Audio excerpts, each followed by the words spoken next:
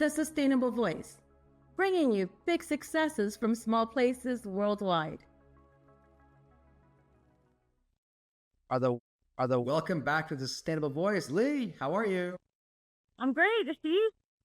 Glad to be here today. I'm excited. Absolutely. Another day, another listener. Absolutely. We've been setting records on the number of listeners, but we have a special guest today. One of your personal favorites, because she's been on this podcast during the pandemic as well. She was like in one of the first episodes. She is amazing. She's not just Peruvian. What did you say you were? I am Chiclayan. Yeah, it's very nice because now most people know it already. When I used to say I am Chiclayan, and people said, okay. Now when I said I am Chiclayan, I'm like, oh, good, Chiclayan. Well, now Chiclayo, now Chiclayo is on the map. So to all of our celebrity status. Absolutely. That all of our listeners, I introduced all of you to the incomparable Gisella Polo. Gisella, say hello to the audience of the Sustainable Voice. They're all over the world, including from Chiclayo. Thank you very much. It's a pleasure being here. And they told me that we are having fun, just this conversation. So when I heard about the topic, I was so interested, and I feel that it's very good for us. And thank you very much for your time here. Good thing I lied to her about the topic. Good thing we're going to talk about something else. I'm just kidding. You know, Leigh, I don't know if you know this, but we have actually hit a record for the number of listeners this past month, the highest number of new listeners that we've had. So it's about time I say this, and I use a line from my friends, I shouldn't say my friends, but from the Kelsey brothers. Not a hell with it, they're my friends.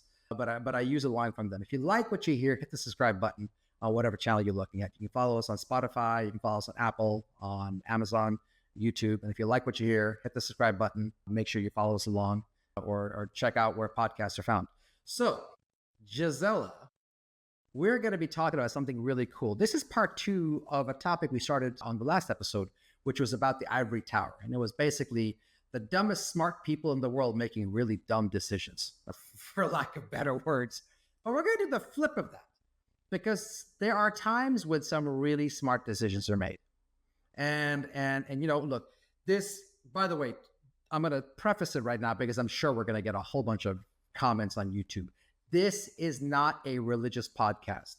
So when I start talking here, don't worry. Jesus loves you. It's fine. It's okay. Don't worry. You know, so just chill out. It's okay. You don't need to come at me. And if you do come at me, don't worry. Our social media guys are really funny and they got a response ready for you. Actually, that makes me laugh as well. So this is not a podcast about denomination.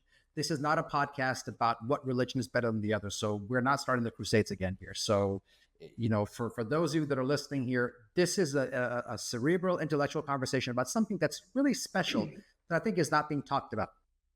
Although, as you all know, a new pope was just selected. And Gisella, this pope is special to you. We know he's American, but that's not what the story is. So Gisella, I'm going to have you talk about this. Why is this pope special? Well, because he got the citizenship in Chiclayo. So Peru's claiming him as his own, right? Yeah. So the more. Go ahead. I think that makes it special for us as a Chiclayan, as a Peruvian, that American wanted to get the citizenship from our country, which is always most of the time the opposite. The opposite. But the most important is because he's loved in Chiclayo and in Peru. And he was a religious person that it caught my attention some years ago, because we had been losing our trust on the church, on that religion, like a church, like a community. You're the church. You're losing your faith in the church. For sure. Exactly. Yeah. But he made a change in what the perception of the religion was being improved. Well, I'm gonna come back. I'm gonna come back to that in a second. Don't say anything yet, because I want you to talk about that. Although, Leigh, we talked about this yesterday, and you said something, and I had mentioned to you about I don't want to offend anybody. And what did you say to me? When I said we're going to bring this up, I said, "Is it okay if we talk about His Holiness?" And I don't want to do it in a way that offends people. And what did you said? So like, just go.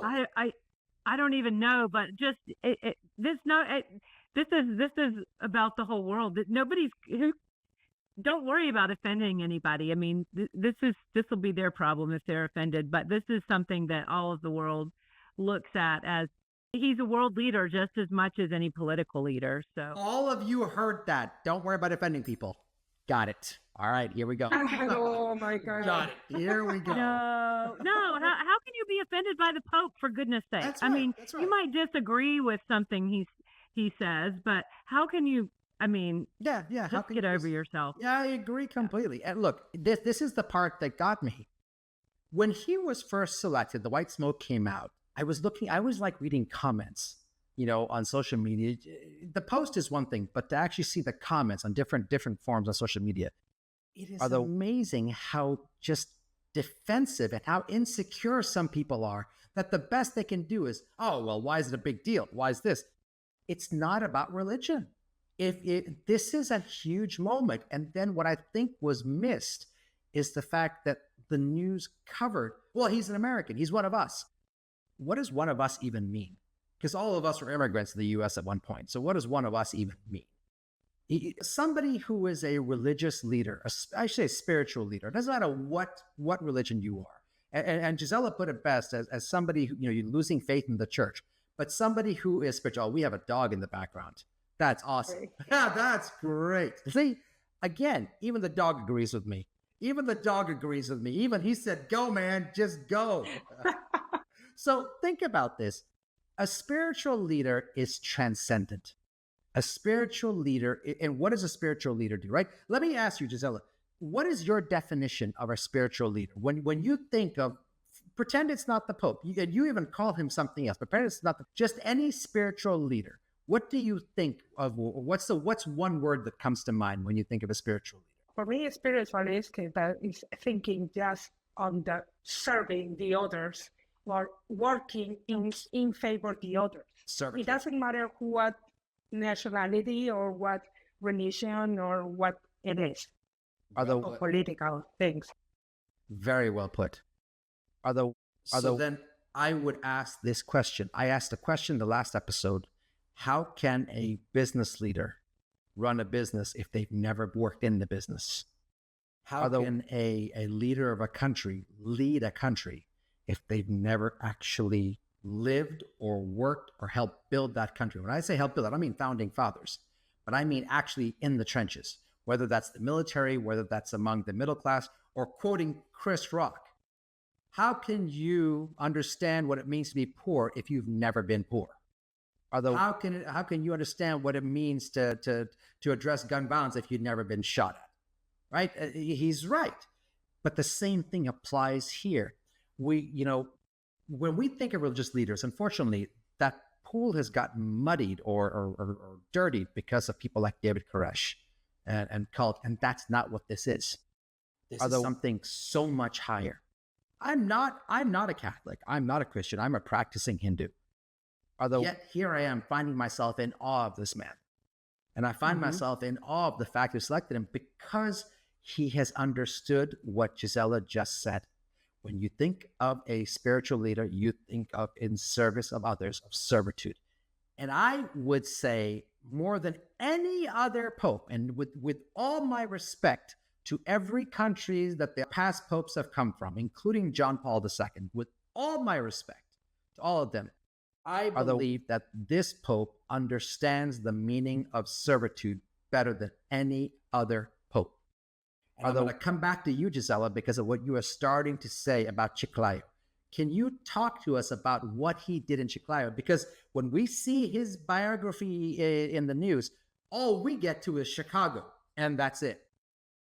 And there's a whole lot more. He's a Peruvian citizen too, not just an American. And contrary to what popular people believe, the United States does not own Peru, not just yet. Peru is still a sovereign country. And it's not the Not just 51st. yet. And it's not the Not yet. 51st state. So hold on, guys. Just settle down. Don't even plant that seed. Don't even. So, Gisella, in Chiclayo, what has this man done that has earned your respect? Well, he came from Chicago to Chiclayo. Most people go the other way. Other, No, but the thing is that similitude on the name Chicago and Chiclayo. other. Well, it was very interesting because he worked. He put his hands working. Into the mud. Got his hands dirty. Exactly. That is expression. Sorry. But first of all, when there was in Chiclayo, well, he moved to Chiclayo. He went to Chiclayo when he was very young. He went to do the voluntary. Then he got back to the United States and decided to move to Chiclayo because he found that they needed help. During the phenomenon of Niño, how do you call that? Yeah, the storms. The weather system. The storms. Yeah, the weather system, yeah. He went to help people. I mean, most of the people was adjusted. The people in Chiclayo was adjusted that the mayor, the president, or the bishop, or the priest was coming and giving directions. They all want to be a boss. Exactly. But what he did is he went and he went to help. He was house by house asking people, what do you need? Let me help you to try to save your stuff. Let's take a better way for them. He was with them, and that motivated people to help each other because he was being a real leader. Putting himself in the front saying, I will help, people was motivated to do it. And he did this for the phenomenon of El Niño. He did during pandemic as well. And he helped always.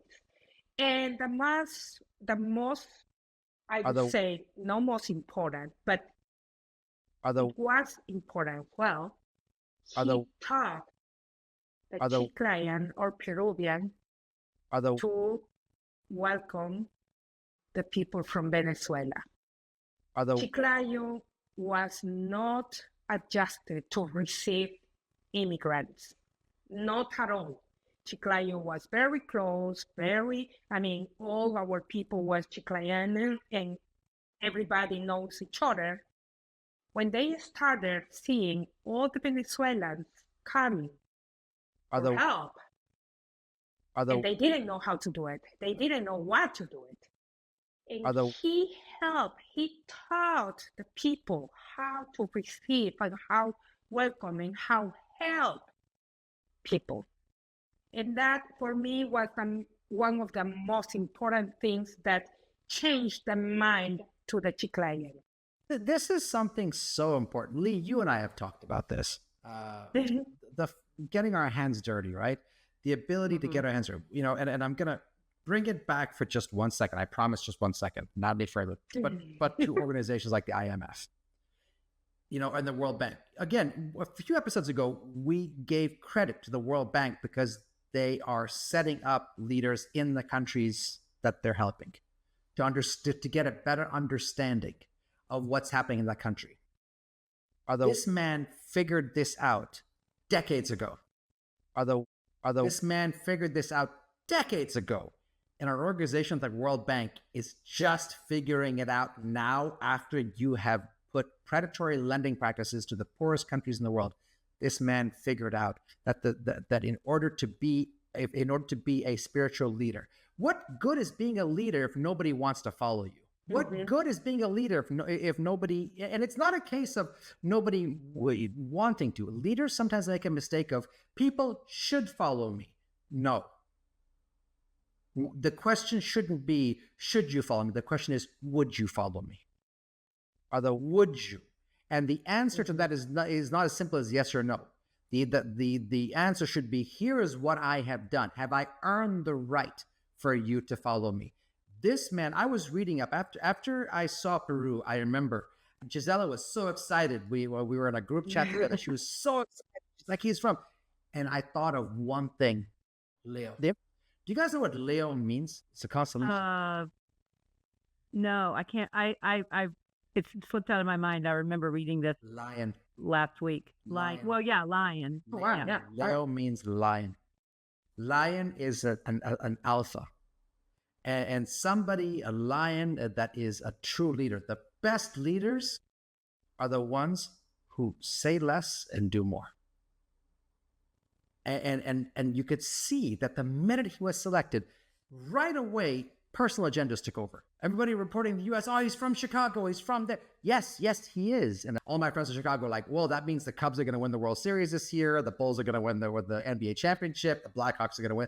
Like, okay, hold on, wait, slow down. They have to look at the whole body of work. His whole body of work is one word. Again, what you said, Gisella. Most people go from Chiclayo to Chicago. He went to Chiclayo. You guys watch Bugs Bunny, right? Remember that scene in Looney Tunes where he pops up and goes, I should have made the left at Albuquerque. Yeah, I should have made the left at Albuquerque. So this man went past Albuquerque and went south and went to Chiclayo. And I remember because, Gisella, you're from there, and I drove through Chiclayo to get up to the Yescas Peninsula, a topic that we've talked about on past episodes of this podcast. And being there, it's all dirt roads. The infrastructure is not built out. Talk to us about Chiclayo as a town, Gisella. What is the town like? It's a town. It's known for their friendly people. As everybody said that it's the friendship, the capital of the friendship. However, the late 30 years, their mayors were horrible, and they didn't do anything for Chiclayo, for infrastructure, and people started losing faith, is what I can say. They have very big strings with people with a lot, very wealthy people and very poor people. Nothing in the middle. People is wealthy or poor. And the wealthy, I don't want to go into my criticizing, but... It's okay. Here you can. Knock yourself out. Don't worry. It's all good. They forgot about the poor people, so they are laughing in them, and they live in the bubble. That is when I mentioned that the Pope went to teach these people how to help each other. For me, is the break that he did. It's for me, it's most important because I was always living in Chiclayo, and then when I came to the United States and I had to see the world in a different way, mostly because I live in Miami where everybody is immigrants and everybody help each other. And everybody's a Miami Heat fan. Absolutely. So then I noticed that difference that is Chiclayo, that he made the difference in Chiclayo. And Chiclayo is poor. When it's poor. They do not have infrastructure, the houses, very poor houses, and the roads. The access for Chiclayo is very challenged. I saw that firsthand. I saw that firsthand in terms of roads infrastructure. It is very challenged. This Leigh, remember last episode we were talking about this. Two things happen when even if world leaders come from places like Chiclayo. Gisella talks about mayors who just forgot. Two things happen. One of two things. Either you just stop caring and you're like, oh, thank goodness I'm out of that world. Or you make a conscious effort to forget because your whole goal in life was to escape it. And I remember I said this to my kids, and I've heard you, Gisella, talk about this to your son. And by the way, free plug. If anybody's in Atlanta, one of our listeners, we have some listeners in Atlanta. Best chiropractor in town is Gisella's son, just so you know, okay? Free plug. Of course, kid. Yes, free plug. But Leigh, even with your daughters, we have one job, among many others, but the most important job we teach our children is to make sure that they never forget where they came from. They never forget the struggle it took to get to where they are, the struggle it took to get them to be successful, and they never forget where their roots are. And this is the same thing. Now it's applying where, these mayors that came into Chiclayo, Gisella, these mayors were from Chiclayo, or are they external that moved to Chiclayo? Two of them were outside Chiclayo, but the other were from Chiclayo. And they still forgot. But the corruption was incredible. And the fact that during a weather system like El Niño, and among many others, the fact that His Holiness is there getting his hands dirty. When's the last time you heard spiritual leader and getting your hands dirty in the same sentence? When's the last time? Doesn't matter what religion. I can rattle off all the top spiritual leaders in Hinduism. The ones that are out right now leading or whatnot. Some, yes, get their hands dirty. I'm not talking about people like Mahatma Gandhi and whatnot. I'm talking about people who are self-proclaimed spiritual leaders that work through the religious systems in Hinduism. Some absolutely get their hands dirty. I know some that really live the part. But then there are others who just live to a reputation. They feel like this isn't, it's an aspired title, and it gives them some sort of divine right to be better than others. And that's not what this is. Right? And I'm not saying the past popes did this. This pope in particular, this person in particular, because of the fact of where he's from, right? We have selected popes from Argentina. We have selected popes from Europe. We have selected popes from other parts of the world. This was the first one who's from Peru. Yes, he's a U.S. citizen, but his full body of work. And I remember I saw an article, and I thought of you right away, Gisella. The Peru is claiming the Pope is theirs. I have never, ever in my life seen that written about anybody. Anybody. It doesn't matter. And whether it's in India, whether it's in Kenya, I know for a fact in Kenya, I have never seen anybody come out saying that we claim this person as ours. No. Like, you can have him. You can have him. It's okay. Same thing in India, same thing in the US, same thing there. This is the first time. And you could call it a religious mandate. And this person probably could get up and say, I have a religious mandate. He's not. I remember if I cross-reference this in March, I took my children and my wife to Egypt. I was telling you about this, Leigh. And I took them to this area of Dendera, which is outside of Luxor. And the faces were all scraped off when the Romans had conquered Egypt.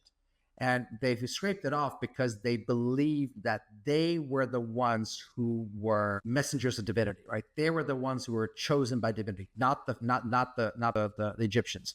So they scratched off the face and say, no, we're the divine.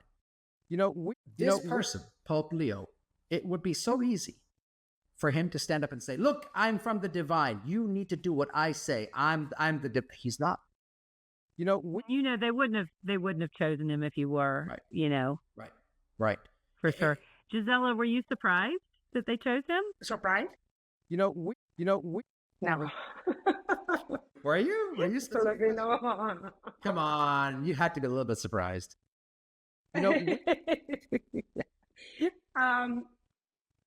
What I think is, I was. The most important, the most impressed for me about that was the reaction, and I felt very happy for my people that they have a happiness. It's not that, Pope, which they see like the best of the best, they're your friend.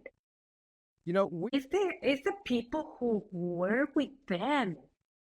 And he, during his speech, talking in Spanish, and he talked with that proudly way to say, I am sending the greetings to my people from Chiclayo. And he did it in Spanish. That was... Spanish or local dialect Spanish? Was he using... No, Spanish. No, Spanish. he uses Spanish. Yeah, but was And he using any of the language like slang that you could only know in Chiclayo? Was he using any of those words that you could only Chiclayons use? well, no, he was very familiar. He said, I want to. I mean, the first thing that he said is, I want to recognize my archdiocese in Chiclayo, my friends in Chiclayo, and say hello. I mean, that was, and I was thinking, I was not thinking about the archdiocese. I was thinking that the poor people, because I saw the agony. I mean, all the people for the very lower, what say, level, Middle class, yeah. very poor class. They were like, he remembers me. He talked to me. I mean, they took this, that it was the message for each one. This is interesting. So here's a question for you. Obviously, his life is going to change drastically now. How he lives, how he's perceived, he's not going to be able to be as accessible as he was before. Is there a fear that that's going to change him? Well, right now the people think that they have somebody there. I don't think that the people were, because they know him, they don't think, oh, now he's there, he will forget about that.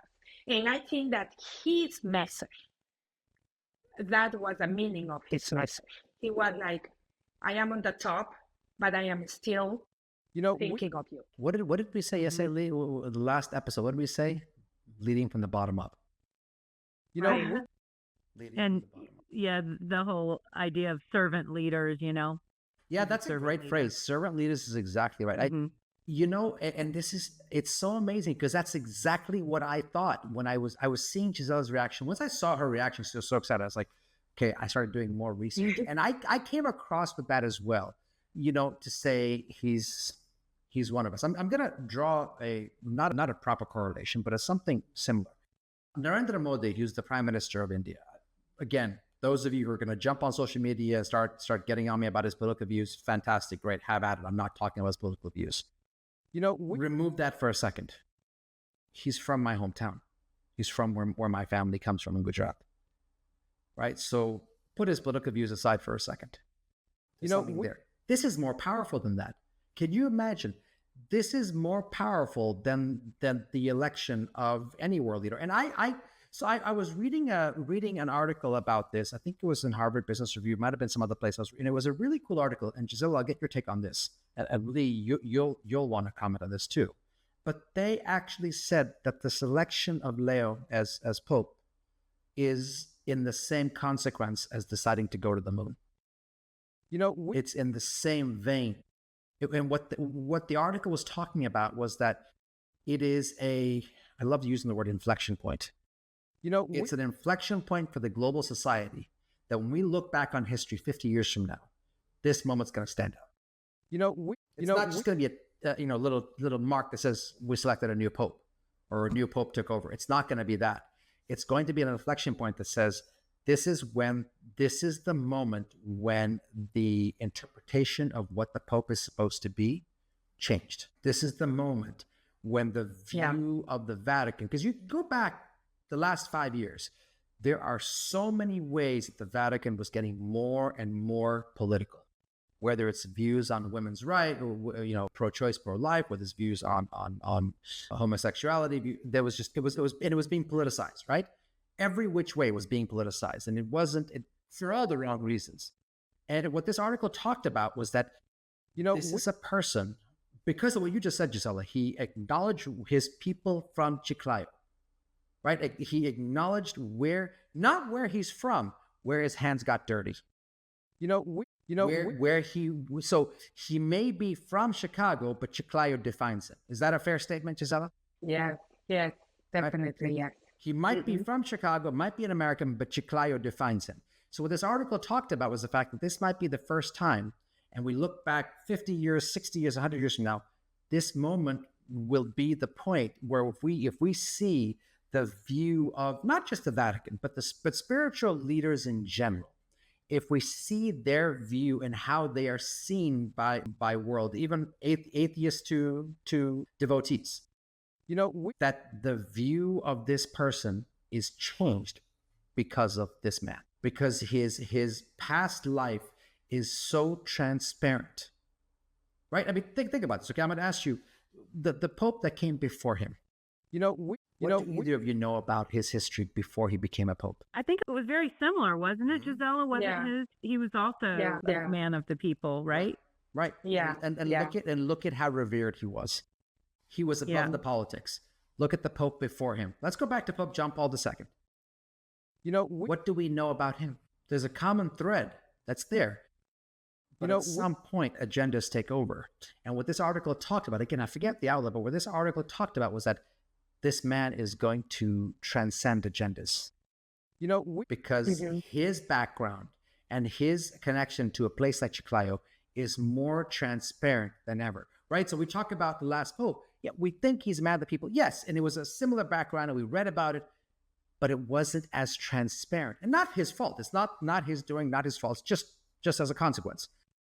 And I'm sure if any of our listeners don't know somebody from Peru, maybe it's not as prominent for them. But for Gisella and I and Leigh, we know Gisella for so many years, right? Gisella and I have known each other for 2 decades. Leigh, you've known her for over a decade. And to see that the reaction, it actually gets people to be curious. The fact that prominent articles, prominent news outlets, and even, evening news hours, whatnot, prominent network news are doing whole pieces on his background. And they're spending a lot of time talking about the man of the people. They're not talking about where he's from. They're talking about what defines him. And I think that's pretty powerful in terms of what we're doing, right? So I mean, that's the part that I think is there, and something that we need to pay attention to in terms of what do you guys think about that? Leigh, what do you think about that? You told me to offend people, so I went at it. Well, I don't know if I totally agree with you, because I think because of his agendas, it is going to be politicized, because I do. I think so. I think there are going to be people that are leaders who are offended by him, because I have a feeling he'll call them out, not by name, but I think he will stand on what he believes is the side of right, and I think that's going to be in direct conflict with some of the things that we particularly see in the States right now, but all over the world. But I'm not Catholic, and so I don't even know that I get to have an opinion about this. I'm curious about what Gisella thinks. What do you think, Gisella? I totally agree with you. Yeah. I think so. You think he's gonna be more politicized than any other because of his stand, because he's willing to stand up for things. Well, yeah, definitely. I think that he will defend his position. He will be afraid with that. However, most of the leaders, the political leaders now, they get down. Yep. And respect, and showing their respect for him. Go ahead, Giselle. Go ahead. Which is a signal. I mean, it's something that, it's a signal that he definitely inspires others, and he's creating, and he's helping to give a balance of how United States is being seen around the world. So there's a balance. Let me ask you both the question. And Leigh, I'll start with you, because I think you've made I'm coming around to your point of view on this. If a world leader, is of the people, meaning that they have played the part that they mean to lead, right? Whether it's the military, whether it's the citizens, the different classes, whether it's a corporate leader. Don't we want world leaders who are defined by their positions and will not back down from it because they believe in it strongly, whatever side, but they're willing to back it up with personal life experiences? Don't we want world leaders that are able to have lived through something, to have earned the right to take that position? And I say that, and I understand it's controversial saying that. I'm of the belief that taking positions on something is earned. We get so quick to just take a position on something because we believe in something. But that's based on what we hear in a debate or what we see in a news piece, what we see there.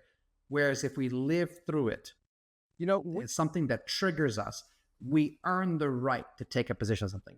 Leigh, for example, your views on the Coast Guard, you have earned the right to take that position. And no matter how polarizing, no matter how much I disagree with it, I will defer to it because I don't have that right. Is that a fair statement? I think that's a fair statement. Yeah, absolutely. You said something earlier, though, about something about people not being offended or disagreeing with that, like that if you've earned your seat at the table, that should satisfy everybody. And, we know that's not how it works. Okay, that's not how it works. Yeah, we know.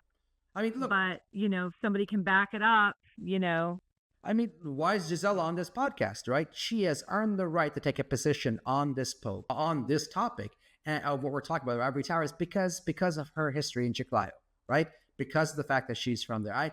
I know Gisella's history, and I know what her family came from, and I know where she's from. She's earned the right to take a position on this, and it's one that we can't take. Somebody comes to me and talks about, being an immigrant in the U.S. and coming across, especially something from Africa or somebody of dark skin. I have a position. It's a pretty polarizing position, but I have a position on it. Whether you agree or disagree is not the point. It's that I've earned the right. People have a right to agree or disagree. And so I think to what both of you are saying is that I think him being polarizing, is a good thing in terms of what he stands for. But I believe that he is stronger than any other pope we've selected because he won't cower. He'll actually stand up for what he believes, and he'll sacrifice whatever he has to, including his position if he had to, is what I believe. But Gisella, you know best. Yeah, that is. I totally agree with that. When I said I think that he will defend his point of view, because he left the first country on the world to a third country and to Chiclayo. He chose to go to Chiclayo, to a poor area, and to travel that. To work on that. So he is the type of person that he doesn't care to lose any, comfort, and he's happy on the uncomfortable could be side, just to defend his ideas. So I think that, that is a stronger thing, stronger quality of him or skill of him, that he doesn't care if he will lose that position to maintain his ideas. Because it's true to who he is, and that explains a lot in terms of this. I agree, and I can already see it right now, Leigh. I can already see it. I can already see the people on social media right now. Go ahead. You guys know who you are. You're gonna start writing right now. You're gonna put those comments in. I had somebody actually make a comment about a past episode and call me a sand N-word. Basically say, what does this person know? So to that person, please, I dare you, write it again. Please write it again. I beg of you, write it again. I'm dying to respond to you. I beg of you, write it again. This is not about religion. What we talked about here and why this was so important to have Gisella on this episode, because we talked about, this ivory tower, decisions made in a vacuum, made with blinders on, where we are so out of touch, and it's everybody, right? We're all leaders in our own right in different ways, whether it's in our house, whether it's in a business, whether it's in a government, whether it's in whatever, right? We all are guilty of this. I'm not saying that anyone's better than the other. We're all guilty of this, where that we sometimes make decisions with blinders on. There is no better example than this. To say if we are coming up on elections, I don't care if it's midterms, presidential, prime minister, World Bank, world leader, whatever. The leader that you're looking for, that's going to be in that ivory tower, is the one who has gotten their hands so dirty, helping other people that the stains don't come off. The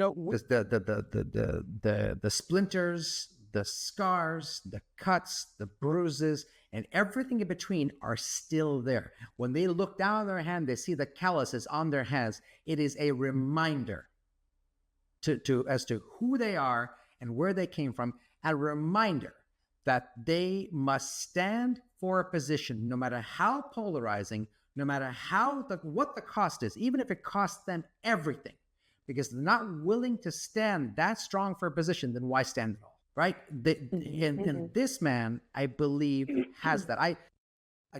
I'm not speaking, and you said, Leigh, you said before, so I'm not a Catholic, I don't have a right. Yeah, you do. You do. But it's not about what denomination we are. You can be an atheist. It doesn't matter. It's the fact that we see this person as being transcended, and what everybody should be talking about is the calluses on his hands and where those calluses came from, where those scars came from, and not just where the scars, but whose feet he has put his hands under to get them out of the mud. Who stepped on his back to get up, right? That's the person. So as we go into whatever election cycle we go into, it doesn't matter what country you live in. We have listeners all over the world. So those of you who think I'm talking about U.S. politics, awesome. I'm not. I'm talking about politics around the world. We cannot lose sight of what we expect from world leaders. If they're not willing to stand for a subject, and we don't have to agree with them, right? We don't have to agree with them, no matter how polarizing it is. But if they're not willing to sacrifice their platform for what they believe in, then it's not a platform to begin with. And especially when it comes to spiritual leaders. Gisella, you said the word is service of others, right? Servitude, as that's what you define as a spiritual leader. Yeah. Is that what the word you would use for any leader? Absolutely. Right? Absolutely. Your country is coming up on elections pretty soon. Isn't that what we should expect from who you're going to elect as the next president? Absolutely. Absolutely. I mean, one not only from a country, one for around the world, right? Every country. That is the concept that we have as a leader. Showing there with that sample. Yeah. I think absolutely. I show it by example, lead by example, and not wavering off that example. We all too often, and not just here, we seem to just move to the middle. And who is the best example of this? Leigh, your daughter. When we had Caroline on the call, and she was talking about what she's doing with her career and helping high-performing athletes, right? High-performing individuals. So Gisella, Leigh's daughter she's done with her master's, or she's doing her master's now? She's starting her master's this fall. Yeah. Right. And she's going to be a psychologist for high-performing individuals, right? So from athletes and whatnot. It takes a special type of person. And I remember during our episode, and anybody who's been listening, who go back and listen to that episode, she said something that was pretty powerful. She wants to get high performers to get out of their own way. She wants them to get out of their own way, and she wants them to achieve their full results. But then she talked about potential versus results. She talked about, finding their true self. It's the same thing. It's not rocket science. It really isn't. Right?